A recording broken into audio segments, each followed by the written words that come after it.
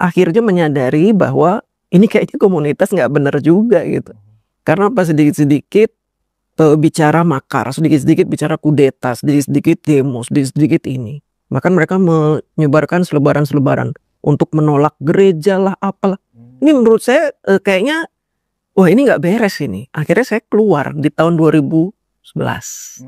2011 saya udah keluar dari grup itu udah. Berarti ada 5 tahun nggak Ibu bersama? Dari 2006 sampai 2011, 5 tahun. Cukup lama ya? Lama sekali, lama, dan saya lumayan saya donatur saya di situ. Salam damai sejahtera bagi kita semua, berjumpa kembali dengan saya di channel ini. Teman-teman, pada kali ini saya mengajak kita untuk menyaksikan sebuah video di mana ada seorang wanita muslim yang pernah bergabung di kelompok-kelompok ormas yang terlarang. Setelah wanita Islam ini sadar dan tahu kelompok tersebut tidak beres, ia keluar dari grup ormas-ormas yang terlarang itu. Sekarang wanita muslim ini ia bongkar habis kelakuan dan rencana-rencana para kelompok-kelompok di mana ia pernah bergabung. Dan salah satu rencana kelompok-kelompok terlarang itu adalah membubarkan umat agama lain. Seperti video ini saudara, yuk simak videonya sampai selesai supaya sebelum saya tidak gagal pahamilah dia videonya yang berikut ini. Ini loh yang kalah berkali-kali ini loh, sampai 3 kali kalah ini loh. Yang awalnya dukung Pak Prabowo 2 kali, kemudian dukung Anies kalah. Nah ini dia ini. Mereka ini tidak rela jika Indonesia ini berada di tangan orang selain yang mereka dukung. Mereka udah kalah berkali-kali, mereka maunya apa? Negara kita hancur. Mereka inginnya apa? Bukan hanya Gibran, tapi Pak Prabowo. Inginnya pemerintahan ini diganti semua. Itu agenda mereka ya? Agenda mereka tahu dari mana? Iya, saya bisa membaca itu. Saya bisa baca itu karena saya kan pernah ada di bagian di dalam bagian dari ormas terlarang, Bang. Yang saat ini bergabung ke kubu mereka itu kan. Oh iya. Apakah itu HTI atau FPI Ibu pernah di situ? Jadi dulu itu sebelum FPI dan HTI itu besar, saya ada di grup mereka. Kenapa saya dimasukkan ke grup mereka? Karena saya adalah debater. Saya berangkat dari seorang debater tahun 2006. Saya pendebat agama dulu itu. Oh, dari debater itu ya, dari Ibu pendebat ya? Pendebat agama. Jadi saya mempelajari agama Nasrani, Al-Quran. Saya jadiin satu, saya ngelawan mereka yang menghina Islam. Dulu begitu. Akhirnya nama saya terkenal, saya dimasukkan ke grup HTI dan FPI. Dan emang Ibu sempat menjadi anggota HTI waktu itu? Bukan anggota, jadi saya memang dimasukkan ke situ. Dulu kan belum besar, Bang. Tapi tidak ada semacam baiat? Nggak ada baiat. Oh, di HTI nggak ada baiat ya? Nggak tahu deh. Saya nggak tahu karena saya belum pernah dibaiat. Saya dimasukkan ke grup besar mereka. Jadi di grup itu tuh ada MUI. Oh, ada MUI. Ada MUI, ada HTI, ada FPI, semua gabung jadi satu. Saya salah satu di situ sebagai debater yang paling keren lah saat itu. Sekitar tahun berapa itu? Tahun 2006. 2006 ya? 2007. Oke, 2006 itu masih di eranya Pak SBY ya. Pak SBY. Yang pada saat itu memang Pak SBY sangat bersahabat dengan kubu yang membawa politik agama seperti itu ya kan. Nah, apa yang Ibu ketahui, apa yang mereka bicarakan dan apa yang mereka rencanakan agenda-agenda politik HTI ini pada saat itu? Jadi agenda mereka yang pertama mendirikan DPRD membuat syariah Islam. Jadi mereka ingin memasukkan syariat Islam ke semua wilayah yang ada di Indonesia itu. Makanya mereka mulai berhasil bikin di Banten, ingat nggak Bang? Perda syariah Islam. Oh ya, perda syariah. Itu kesuksesan mereka tuh kala itu. Kubu-kubu itu mereka bikin di Perda Banten. Kalau di Aceh kan mereka sudah aman lah. Di Aceh memang ini kan. Memang syariat Islam kan basicnya, makanya disebut daerah istimewa. Di Banten mereka sukses. Kemudian ada beberapa daerah lah mereka bisa menyusupi anggota DPRD-nya untuk bikin perda syariah. Yeah. Mereka sukses. Dan ini rencananya kalau di tiap-tiap daerah sudah ada perda-perda syariah, mereka harus menguasai Indonesia. Jadi ini kecil-kecil dulu nyusupin. Apa tujuan akhirnya itu, Bu? Negara khilafah. Negara khilafah. Itu nggak sekedar pepesan kosong, tuh bener itu serius Bang, serius. Dan mereka ada yang mendanai dari asing, ada yang mendanai dari London. Oh, kalau dari London kan kantor pusat HTI kan memang di situ. Hizbut Tahrir kan memang kantor pusatnya di London. Nah itu dia. Dari situ mereka dibiayai. Kenapa HTI disuruh berfokus di Indonesia? Karena di Indonesia itu penduduk Islamnya terbanyak. Makanya dianggapnya lebih mudah untuk membuat negara ini ya seperti negara Islam gitu. Awalnya kan mereka orang-orang asing itu Bang mengira Indonesia itu kan negara Islam awal-awalnya.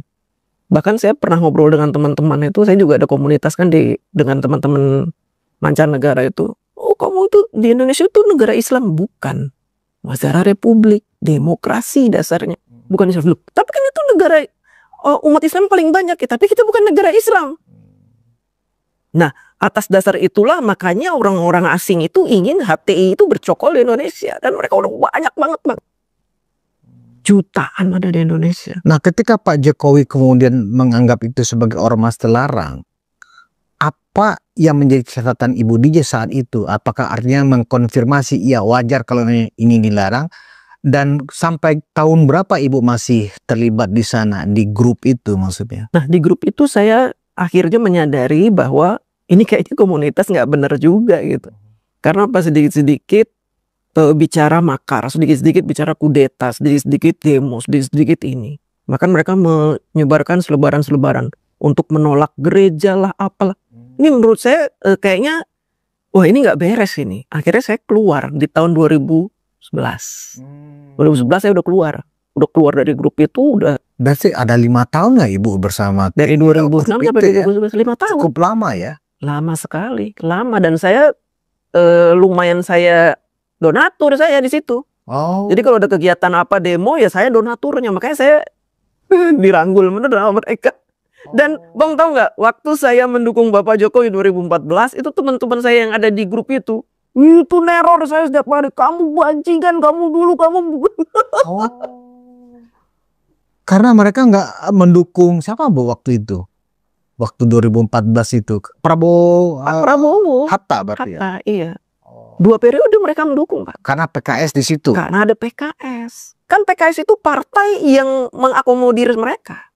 HTI ini. HTI dan FPI. Yang berbahaya menurut Ibu HTI atau FPI Bu? Bagi kepentingan demokrasi kita, bagi kepentingan ideologi kita. Dua-duanya bahaya. Dua-duanya bahaya. Cuma kalau HTI ini lebih berbahaya dari FPI. Karena HTI ini kan mereka benar-benar pilihan orang-orang yang militan. Militan banget ini di HTI. Kalau FPI kan dia gerombolan preman-preman yang dipakein jubah. Oh, bedanya di situ. Bedanya di situ. Kalau HTI benar-benar militan, benar-benar muslim yang taat, yang militan, yang dicuci otaknya setiap hari, itu HTI. Kalau FPI ada keinginan juga negara khilafah gak Bu? Ya sama. Sama juga? Karena orang HTI juga ada di FPI kan. Oh. Kan mereka dulu ada FUI namanya. Iya FUI ya. Ingat. Banyak Bang dulu ormas-ormas Islam itu. Mereka jadi satu. Nah, kalau kita lihat salah satu bahkan sebagian besar ya orang-orang yang terkait dengan ijazah palsu ini ya kan, bahkan salah satu pengacara mereka itu kan jelas-jelas tuh orang HTI ya, Ahmad Kosinudin itu. Apakah mereka sekarang ini memang sedang memanfaatkan kendaraan ini lewat Roy Suryo sebenarnya? Iya. Bagaimana Ibu membacanya nih? Ketika Ibu paham bahwa HTI itu sejelek itu memang niatnya, artinya kan niat dia kan memang sudah bisa dianggap itu niat yang dari dirinya sendiri itu sudah ada niat makar. Iya kan? Iya. HTI itu kan begitu. Iya. Ingin merubah konstitusi, ingin merubah dasar negara menjadi negara Islam kan begitu. Bahkan mengharamkan Pancasila. Ada semacam doktrin seperti itu Bu ya? Iya. Bendera haram, Pancasila haram, UUD 45 haram. Oh. Mengharamkan semuanya. Jadi kalau kalian masih hidup di negara yang masih berdasarkan Pancasila, benderanya merah putih, kalian murtad, haram kalian. Akhirnya berbondong-bondong orang mendukung PHT untuk merubah itu semua supaya nggak masuk neraka gitu Bang. Kan mereka doktrinnya nakut-nakutin neraka. Nah kenapa Bu ya orang-orang kayak Pak Fahrul Razi, kayak Pak Sunarko, ya para purnawirawan itulah ya, kok sekarang bersimbiose dengan mereka? Apakah hanya karena mereka dulu pernah ada di kubu Anies Baswedan? Jadi punya sakit hati yang sama, punya kepentingan yang sama, ya. Termasuk juga bahkan yang intelijen pun menjadi konyol begini kan sikapnya. Masa intelijen memberikan analisa terbuka ke publik, kan itu konyol, kan gitu loh. Iya. Gimana Bu? Jadi begini, para purnawirawan kenapa bergabung dengan FPI HTI? Karena menyangka bahwa FPI HTI itu masih banyak pasukannya. Oh, menyangka mengira ya. Mengira. Kan mereka butuh people power. Selama ini kalau mereka ngomong revolusi, people power, people power. Yang punya people power siapa mereka sekarang? FPI HTI itu masih banyak. Walaupun sudah dibubarkan itu masih banyak, Bang. Oh iya. Masih banyak akar-akar. Bahkan mereka punya sekolahan, mereka punya universitas. Mereka udah mengakar kemana-mana itu. Makanya mereka berafiliasi dengan mereka. Oh itu. Iya. Itu membuat mereka merasa yakin karena mereka merasa punya masa. Betul. Dan abang tahu kan ada gerakan rakyat sekarang yang lagi ormas gerakan rakyat yang di dalamnya ada Anies Baswedan. Nah itu orang-orang itu. Oh iya kan katanya mau Armin mau lagi mendirikan ormas. Oh ternyata ormas itu. Ormas itu ya orang-orang itu. Berarti ormas itu sebenarnya adalah mantan HTI dan FPI yang ada di situ. Rata-rata. Berarti bisa dikatakan ormas yang akan didirikan Anies Baswedan ini adalah representasi dari ormas terlarang yang sudah dibubarkan Pak Jokowi. Betul.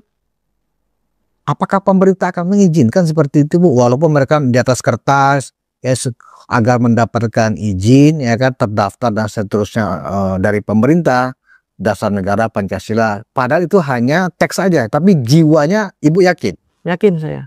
Itu kan hanya kulit aja. Mereka bilang gerakan rakyat lah apa namanya kan. Karena apa? Selama ini kan apa Bu nama ormasnya Bu? Gerakan rakyat kalau nggak salah. Gerakan rakyat.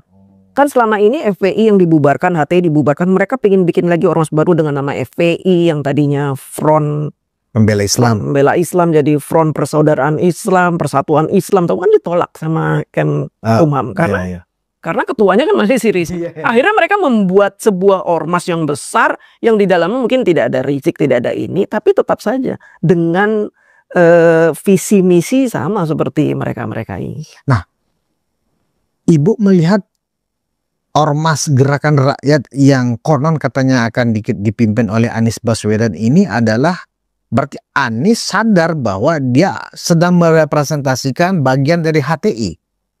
Apa bisa dibaca seperti itu? Saya bacanya begitu. Makanya berbahaya Anies Baswedan ini.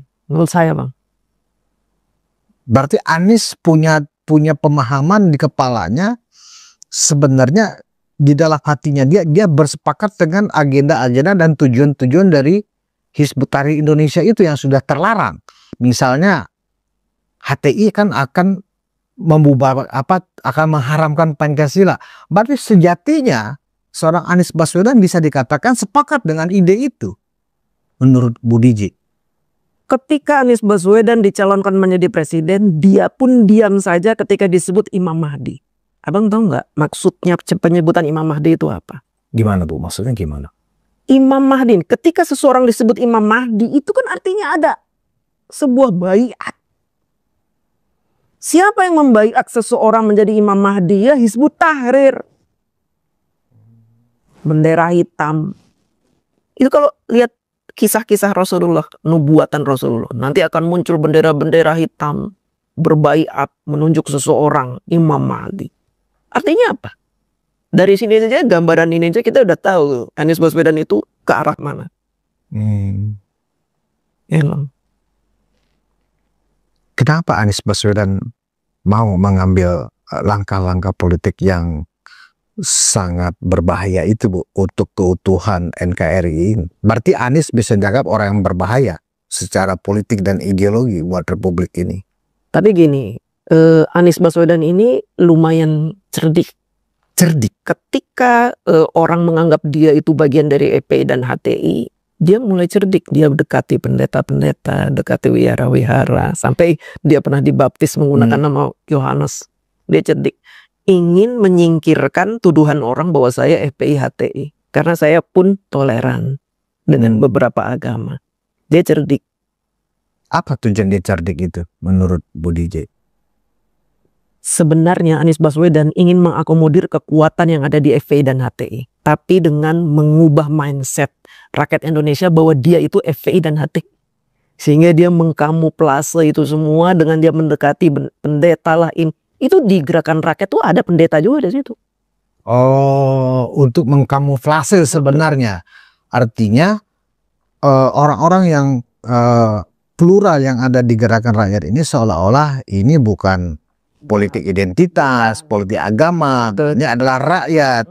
Ada segala agama di sini. Iya.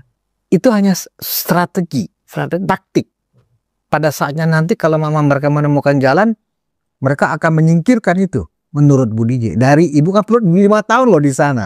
Mereka akan menyingkirkan itu. Akan menyingkirkan. Mereka akan melakukan apa saja demi menguasai Indonesia. Udah itu titik. Menguasai Indonesia dengan dasar Islam. Betul. Melakukan apa saja. Mau itu kebohongan, mau itu fitnah, mereka akan melakukan itu. Yang penting bisa menguasai Indonesia. Bagaimana dengan orang-orang yang non-Islam yang diajak sekarang? Ketika itu sudah tercapai misalnya, apa yang akan mereka lakukan? Ya ini perlu dipertanyakan nih pendeta-pendeta yang masuk itu. Apakah dia memahami itu apa enggak? Bisa jadi mereka nggak tahu. Bisa jadi mereka tahu atau bersekutu juga atau cari aman. Karena ada beberapa pendeta yang cari aman. Takut dipersekusi. Dulu kan FPI begitu kecil. Oh, karena takut dipersekusi. Berarti bisa dikatakan siapa yang ngibulin ini sebenarnya kan begitu. Siapa yang dikibulin dan mengibuli kan gitu loh. Iya, makanya nih negara harus waspada menurut saya. Terhadap gerakan-gerakan kamuflase ini harus waspada. Apalagi di dalamnya ada mantan jenderal, ada GAM. GAM udah mulai muncul ini. Menyebut-nyebutkan saya panglima GAM. Itu ngeri sekali, Bang. Kalau udah kayak begitu, harusnya negara mulai waspada. Karena saya kan pernah di dalamnya, kemudian saya pernah menjadi target untuk dipersekusi oleh mereka. Nama saya masuk ke daftar orang yang dicari HTI. Karena ibu kemudian keluar ya. Betul. Saya nomor 11. Maunya mereka sebenarnya ibu tetap bertahan di dalam. Maunya mereka saya berhenti, tidak usah ngomong. Gak usah ngomong apa-apa tentang FPI, HTI, saya harus suruh diam. Makanya nomor 11 saya masuk target mereka. Dan sudah dilakukan. Saya pernah dipersekusi, Bang. Oh iya? 30 orang datang ke kantor. Ke kantor ibu? Mereka mau culik gitu maksudnya? Enggak, mereka alasannya pengen ketemu, mau bicara soal perburuhan. Karena saya paham juga tentang buruh. Iya. Ternyata enggak. Mereka bicara tentang status-status saya di medsos. Ungkapan-ungkapan saya tentang FPI, HTI. Mereka bicara itu. Ibu dong. Ini orang siapa kok tahu ngomong tentang status saya di Facebook, status. Ternyata mempersekusi saya. Emang ibu mau diajak keluar kantor gitu oleh mereka? Mereka datang. Kebetulan orang-orang itu orang kantor saya, Bang. Sebagian besar orang kantor saya. Berarti sudah Orang tersusup sejauh itu ya mereka? Di kantor Sudah saya menyusup itu kemana-mana. FPI, HTI banyak sekali. Itu waktu, ingat nggak demo 212 itu? Itu sebagian besar karyawan kita tuh keluar untuk ikut demo, Bang. Dan diizinkan oleh manajer-manajer kita. Manajer-manajer kita pun tersusupi, terdoktrin oleh HTI, FPI. Di kantor kita. Bagaimana pada saat itu Budi J bisa lolos dari persekusi mereka? Yang notabene juga banyak teman kantornya pada saat Dulu itu. kan saya dilindungi di kantor karena aset negara. Jadi saya langsung calling security. Calling security dan saya minta CCTV-nya dicek. Ini orang persekusi saya dan orang-orang langsung ditindak. Langsung dikasih SP semuanya. Nah, melihat ternyata pembubaran atau dianggap terlarangnya FPI dan HTI yang sekarang ini seolah-olah mereka mendapatkan angin dengan gerakan-gerakan dari pemakzulan, ya kan? Kemudian ijazah palsu, seolah-olah mereka punya wadah gitu ya Bu ya, untuk mengartikulasikan lagi ya paham-paham mereka, punya wadah untuk menteror publik, ya kan, dengan seperti yang Budi J bilang, mereka menghalalkan segala cara. Iya. Artinya mereka menyampaikan dusta, ujaran kebencian, hasutan, itu bagi mereka halal kan? Halal. Ini yang terjadi saat ini. Betul. Tujuannya kan sebenarnya bukan untuk untuk mencari kebenaran tentang ijazah bayu, bukan itu. Tujuannya hanya ingin membuat gaduh, membuat kacau, tujuannya itu. Tujuannya bukan untuk yang orang Pak Jokowi ijazahnya ntar ketahuan lalu, enggak. Hanya ingin bikin gaduh, bikin ribut. Makanya mereka akan terus-menerus mengeluarkan isu-isu fitnah-fitnah. Mereka berharap kalau negara kita gaduh, kacau, pemerintah terganggu, mereka bisa masuk lebih cepat. Berarti kan memang benar sasaran mereka sebenarnya ingin mengkudeta, ya kan, kudeta merangkap. Mereka sebenarnya dari pemazulan, ya kan, yang seolah-olah orang fokus, mereka tuh hanya fokus ke Wapres, padahal sejatinya mereka ingin melengsarkan Pak Prabowo juga. Negara ini pengen dia bubar kan mereka. Nah, menurut Bu DJ, Prabowo Gibran ini kan menang mayoritas cukup telak ya, 58% itu kan telak gitu loh.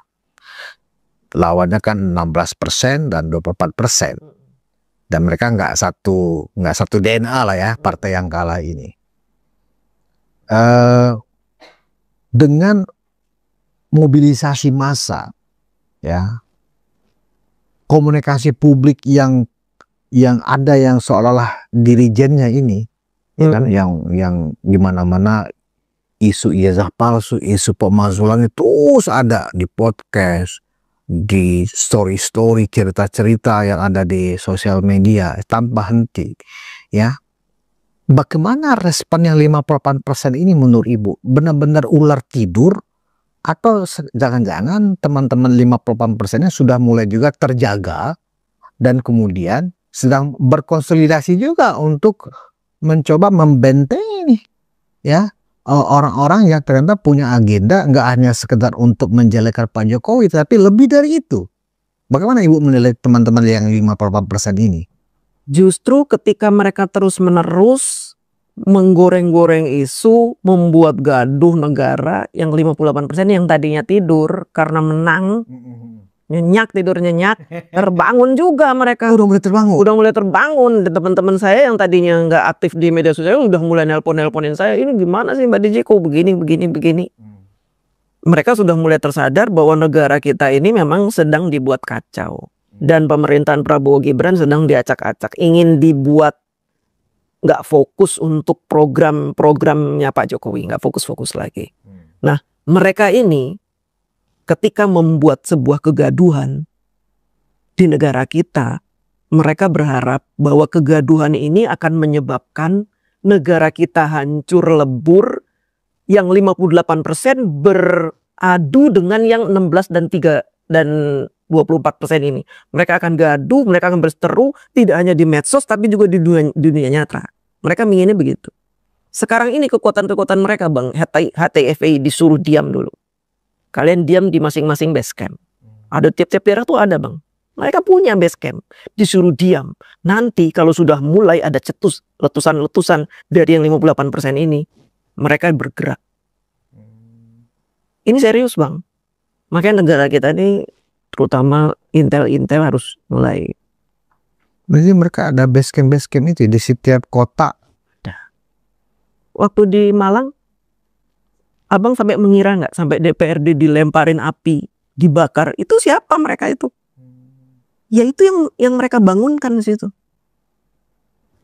Malang bergerak, Aceh, nyual bangun, mereka bikin ribut, ngeri, Bang.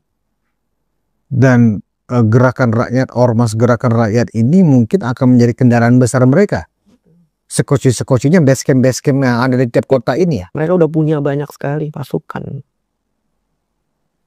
Berarti menurut Bu DJ, apa dong kerja Badan Intelijen kita selama ini? Kok tidak bisa cegah tangkal? Tugas intelijen kan begitu. Sebenarnya mereka sudah tahu. Cuma kan memang tidak bergerak. Jadi kalau tidak bergerak nggak bisa ditangkap, Bang. Oh. Tapi sudah dalam pengawasan mereka ini sebenarnya. Ibu yakin ya aparat kita sudah mengawasi mereka, sudah tahu titik-titik pos base camp ini di mana alamatnya, siapa ketuanya itu sudah tahu, Pak. tahu semua, Mbak. Sudah terdeteksi semuanya. Sudah terdeteksi semuanya. Jadi kalau itu bergerak, ya tim kita mungkin udah ada di situ yang ngawasin. Kan saya ada teman juga, Bang. Oh, Ibu ada teman juga ya. Nah, kira-kira Anies Baswedan ini ya, terakhir ini Bu ya, Anies Baswedan kok mau ya Bu memimpin ormas yang jelas-jelas ya itu representasi dari 2 ormas terlarang yang sudah dibubarkan oleh pemerintah. Apa tujuannya sebenarnya? Apakah dia menganggap inilah saatnya dia kembali turun ke politik praktis lagi, karena selama ini kan memang nggak ada kendaraan, nggak ada juga yang memberikan tumpangan di partainya, ya kan? Apakah ini Anies memang berhasrat lagi untuk tarung di 2029? Udah pasti. Udah pasti. Dia sangat berhasrat untuk menjadi pemimpin. Apalagi dia ini orang yang senang sekali kalau diangkat-angkat gitu. Jadi gerakan rakyat ini, ormas ini, memang sengaja dibuat untuk mendukung Anies Baswedan menjadi calon presiden yang akan datang. Anies punya niat menjadi presiden tidak hanya sekarang-sekarang ini, Bang, dari dulu. Dari dulu. Hanya saja kan dia memang elektabilitasnya dulu itu kan belum kelihatan. Tapi kan nama dia sudah mulai muncul di tahun 2000-an tuh udah mulai muncul nama dia. Tapi kan jelek nama dia. Dulu Anies itu namanya muncul sebagai apa? Sebagai Islam liberal. Itu ada catatannya waktu saya masih gabung dengan HTIP. Itu Anies tuh masuk daftar Islam liberal tuh Anies Baswedan. Terus ada lagi tuh ulama-ulama NU itu masuk Gus Dur. Masuk ke dalam Islam liberal. Catatan saya dulu waktu masih di FPI HTI, orang-orang yang dicatat sebagai Islam liberal yang patut diawasi. Tapi sekarang Anies bisa melebur dengan mereka. Coba. Artinya apa? Memang Anies sebegitu besarnya keinginan dia untuk menjadi presiden di Republik ini. Sementara dia tidak punya partai dan dia tidak mau keluar modal sedikit pun dalam bermain politik di Indonesia. Kalau Pak Jokowi kan masih bermodal, masih ngeluarin modal waktu jadi gubernur. Ratusan miliar, karena Pak Jokowi kan orang kaya. Kalau Anies sama sekali nggak punya modal, bukan nggak punya duit, tapi dia nggak mau keluar duit. Sehingga siapa saja yang mau membantu dia untuk naik, ya dia ikutin tanpa berpikir panjang. Nah teman-teman, itulah dia video yang baru saja kita saksikan bersama, di mana ada seorang wanita Muslim yang pernah bergabung di dalam kelompok-kelompok atau ormas-ormas yang terlarang. Setelah wanita Muslim ini dia tahu bahwa kelompok tersebut tidak beres dan rencana-rencana mereka bertentangan dengan Pancasila, melawan Undang-Undang Dasar, akhirnya wanita Muslim ini ia mengambil keputusan untuk tidak bergabung atau keluar dari grup tersebut. Dan sekarang saudari kita ini ia membongkar habis apa rencana-rencana kelompok-kelompok tersebut. Nah teman-teman, kalau Anda menyaksikan sampai selesai, maka Anda dan saya kaget betapa mengerikannya kelompok-kelompok tersebut. Ya. Mereka menolak Pancasila, mereka menolak Undang-Undang Dasar, dan adanya program-program untuk mempersekusi rumah ibadah, serta menjadikan bangsa ini untuk menjadi negara khilafah. Wow, ini sungguh sangat mengerikan, saudara. Ya, selain mereka anti terhadap Pancasila, anti terhadap Undang-Undang Dasar, dan adanya rencana mempersekusi, dan lebih besar rencana mereka itu menjadikan negara ini adalah negara khilafah, sebagaimana yang pernah disampaikan oleh Ustadz Abdul Somad. Ia pernah memproklamirkan di hadapan jemaatnya untuk ia mengatakan bahwa solusi satu-satunya negara ini adalah khilafah. Wow, luar biasa ya. Nah, teman-teman, dalam hal ini kita akan melihat bahwa negara tidak boleh kalah terhadap ormas-ormas ini. Negara tidak boleh takut dan gentar terhadap sekelompok orang ini. Negara harus bertindak dan menindak secara tegas ormas-ormas yang tidak ada faedahnya ini, ormas-ormas terlarang ini, ormas-ormas yang bertentangan dengan Pancasila, ormas-ormas yang bertentangan dengan undang-undang dasar harus dibasmi, dimusnahkan di bumi Nusantara. Karena mereka ini bukan semakin membuat kita rukun dan akur, bukan, tetapi ormas-ormas terlarang ini mereka merusak kesatuan negara Republik Indonesia NKRI. Oleh sebab itu, tanpa ampun kepada mereka ini, negara harus hadir dan tegas menindak. Coba bayangkan saudara, mereka anti terhadap Pancasila, padahal para pahlawan kita, mereka mati dan gugur di medan perang hanya demi memperjuangkan bangsa Indonesia. Tetapi gampang sekali kepada mereka ini menolak atau anti terhadap Pancasila. Mereka tidak tunduk dan tidak mengakui Pancasila. Ini sungguh sangat sedih melihat kelompok-kelompok. Lalu apa tujuan mereka? Yang mereka menjadikan negara ini adalah negara khilafah. Nah, ini kan kocak teman-teman. Ya, nanti kalau sudah dijadikan seperti itu, maka pemimpinnya adalah dari agama dan segala proseduralnya berasal daripada agama tertentu. Wah, ini sungguh sangat membuat kita memikirkan hal ini, terutama negara, terutama pemimpin bangsa ini. Jangan sampai orang-orang ini muncul dan mereka menguasai sehingga nantinya keputusan mereka yang diikuti. Oleh sebab itu, sekali lagi, negara harus tegas, negara harus membasmi dan memusnahkan sampai ke akar-akarnya. Nah, kita berterima kasih kepada saudari kita Muslim ini yang bongkar program atau rencana kelompok-kelompok yang terlarang ini. Sungguh sangat mengedukasi terkait dengan informasi tentang itu. Mengapa kita diedukasi terkait dengan tujuan mereka di bangsa ini? Oleh sebab itu, kita berhati-hati, waspada, dan mempersiapkan diri dan terlebih kepada negara dan pihak berwajib untuk memperhatikan hal ini. Kalau sampai hal ini terjadi, maka bubarlah dan tidak ada. Ya, itulah. Nah, pesan saya kepada ibu ini, ya, dari sisi keberanian, ibu ini sangat berani. Ia bongkar ini, ia beberkan terkait dengan rencana-rencana mereka ini, karena ia mau menyelamatkan bangsa Indonesia, ia menyelamatkan Indonesia. Tapi ingat ibu, hati-hati, ini sangat berbahaya bagi diri sendiri, terutama bagi Anda yang sudah membongkar habis tujuan dan rencana-rencana kelompok-kelompok terlarang ini. Jadi oleh sebab itu, pemerintah segera bertindak secara tegas. Kalau ada orang-orang atau ada oknum-oknum kelompok-kelompok ini masih berkeliaran, jangan diberikan ruang, jangan diberikan kesempatan, sikat habis, ya. Dan sekali lagi kepada ibu yang terkasih, terima kasih informasi yang Anda sampaikan. Tapi ingat, sekali lagi, Anda harus waspada dan hati-hati, karena ini bagian yang sangat sensitif. Jadi oleh sebab itu, negara harusnya menyelamatkan ibu ini di dalam menyampaikan hal-hal yang sungguh mengedukasi dan untuk menyelamatkan bangsa Indonesia ini. Oleh sebab itu, saudara, bagaimana tanggapan dan pendapat saudara setelah menyaksikan videonya? Berharap teman-teman berkomentar di kolom komentar dan memberikan komentar yang baik dengan komentar yang mengedukasi kita semua.